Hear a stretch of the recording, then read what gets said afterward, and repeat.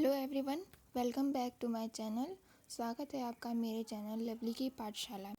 Class शुरू होने से पहले मैं आपको बता दूं, अगर आप चैनल पे नए हैं तो चैनल को सब्सक्राइब कर दीजिएगा और अगर वीडियो पसंद आए तो लाइक करना मत भूलिएगा। तो आइए शुरू करते हैं आज की क्लास। जैसा कि आपने पिछले वीडियो में देखा था कि हम प्रस्तावना पढ़ रहे थे और वो फर्स्ट पार्ट था, ये उसका सेकंड पार्ट है। तो इस वीडियो में हम प्रस्तावना के टॉपिक को ख़त्म करेंगे। तो आइए देखते हैं हम पिछले क्लास में क्या पढ़े थे।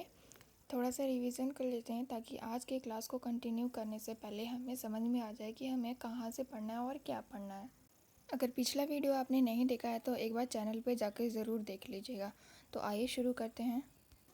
पिछली क्लास में हमने देखा था कि प्रस्तावना यानी उद्देशिका भारतीय संविधान के मूल आदर्शों को प्रस्तावना के माध्यम से संविधान में समाहित किया जाता है और इन्हीं आदर्शों को प्रस्तावना में उल्लेखित शब्दों के माध्यम से प्रस्तुत किया जाता है। और आगे देखे थे कि जवाहरलाल नेहरू ने 13 दिसंबर 1946 को एक उद्देशिका प्रस्तुत किया था कि किस प्रकार का संविधान हमें बनाना है और आगे चल के इसी उद्देशिका को प्रस्तावना के रूप में संविधान में शामिल किया गया।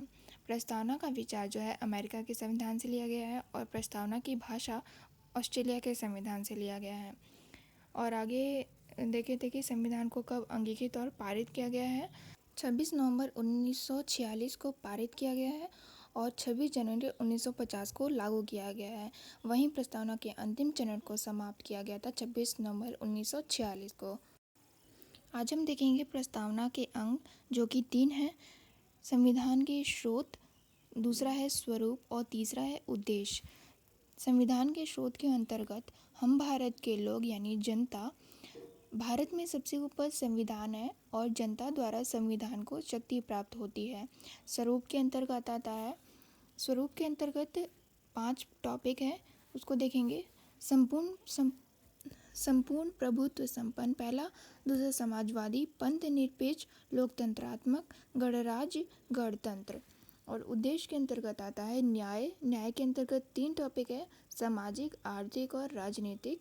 दूसरा स्वतंत्रता, समानता यानी समता, व्यक्ति की गरिमा जो कि आर्टिकल 21 के अंतर्गत है, राष्ट्र की एकता एवं अखंडता और लास्ट है हमारा बंधुता यानी भाईचारा। स्वरूप के अंतर्गत जो हमारे टॉपिक हैं उसके बारे में देखते हैं थोड़ा सा डेफिनेशन ताकि समझ में आ जाए इसका अर्थ क्या है। तो पहला टॉपिक है हमारा संपूर्ण संप्रभुत्व संपन्न का अर्थ है भारत अपने आंतरिक तथा बाह्य निर्णय लेने के लिए स्वतंत्र है। इसका अर्थ है समाजवादी, मतलब होता है गांधी जी और नेहरू जी के विचारों से प्रेरित है ये शब्द, अर्थात लोकतांत्रिक समाजवाद जिसमें हम समानता की बात करते हैं। पंथ निरपेक्ष यानी राज्य का अपना कोई धर्म नहीं होता है, जो भी धर्म होगा यहाँ की जनता का होगा। भारत राज्य देश का अपना कोई धर्म नहीं होगा। लोकतंत्रात्मक ऐसी व्यवस्था जिसमें जनता शासन के लिए और जनता के द्वारा शासन किया जाता है।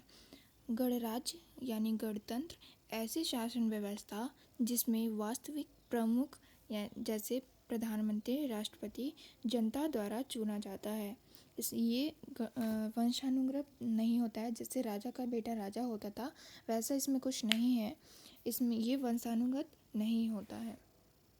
आई होप आपको ये सारे शब्दों का मतलब समझ में आ गया होगा। आगे हम देखेंगे प्रस्तावना के प्रति संविधानविदों का विचार। पहला है N.A. पालकीवाला, इन्होंने संविधान का परिचय पत्र प्रस्तावना को कहा है। दूसरे हैं अल्लादी कृष्ण स्वामी अय्यर, इन्होंने प्रस्तावना को दीर्घकालीन सपनों का विचार कहा है। बच्चों ये ध्यान से देखिए, ये दोनों जो हैं विद, संविधान के विद जो हैं, ये आपके एग्ज़ाम में आता है, ऐसे पूछता है कि संविधान का परिचय पत्र प्रस्तावना को किसने कहा है और दीर्घकालीन सपनों का विचार प्रस्तावना को किसने कहा है। ये तो आप राइटर का नाम अच्छे से याद कर लीजिएगा। नीचे नोट में लिखा है भारतीय संविधान की आत्मा प्रस्तावना को कहा जाता है और नीचे लिखा है आर्टिकल 32 संवैधानिक उपचारों का अधिकार को डॉक्टर B.R. अम्बेडकर द्वारा भारतीय संविधान की आत्मा कहा गया है। ये बहुत ही इम्पोर्टेंट है। आपके एग्ज़ाम में 2 तरह के प्रश्न आते हैं। एक तो पूछता है भारतीय संविधान की आत्मा किसे बोलते हैं, तो अगर बिना किसी का नाम लिए पूछे कि भारतीय संविधान की आत्मा क्या है तो आप प्रस्तावना लगाएंगे। अगर भीमराव अंबेडकर द्वारा पूछे कि भारतीय संविधान की आत्मा कौन सी है तो आप आर्टिकल 32 यानी संवैधानिक उपचारों का अधिकार लगाएंगे। यहाँ दो इम्पॉर्टेंट फैक्ट है। पहला है बेरुवाद संघवाद 1960 द्वारा सर्वोच्च न्यायालय ने कहा कि प्रस्तावना संविधान का भाग नहीं है अतः इसमें कोई परिवर्तन नहीं किया जा सकता है। और एक है केशवानंद भारती केरलवाद 1973 के तहत सर्वोच्च न्यायालय ने माना कि प्रस्तावना संविधान का अंग है अतः संशोधन भी किया जा सकता है परंतु मूल ढांचे को नहीं बदला जा सकता है।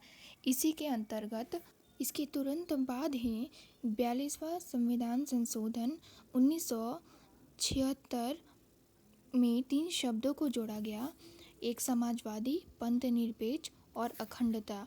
दोस्तों इसके पिछले वाले पेज में ही इन शब्दों के डेफिनेशन को मैंने आपको बताया था कि इसका मतलब क्या होता है। प्रस्तावना में मात्र एक बार यही संशोधन किया गया है आज तक। अगर आपसे एग्जाम में पूछे कि प्रस्तावना में कितने बार संशोधन किया गया है तो आप लिखेंगे मात्र एक बार 42वां संविधान संशोधन किया गया था। तो प्रस्तावना के अंतर्गत इतने ही इम्पोर्टेंट प्रश्न है जो आपके एग्ज़ाम में आता है।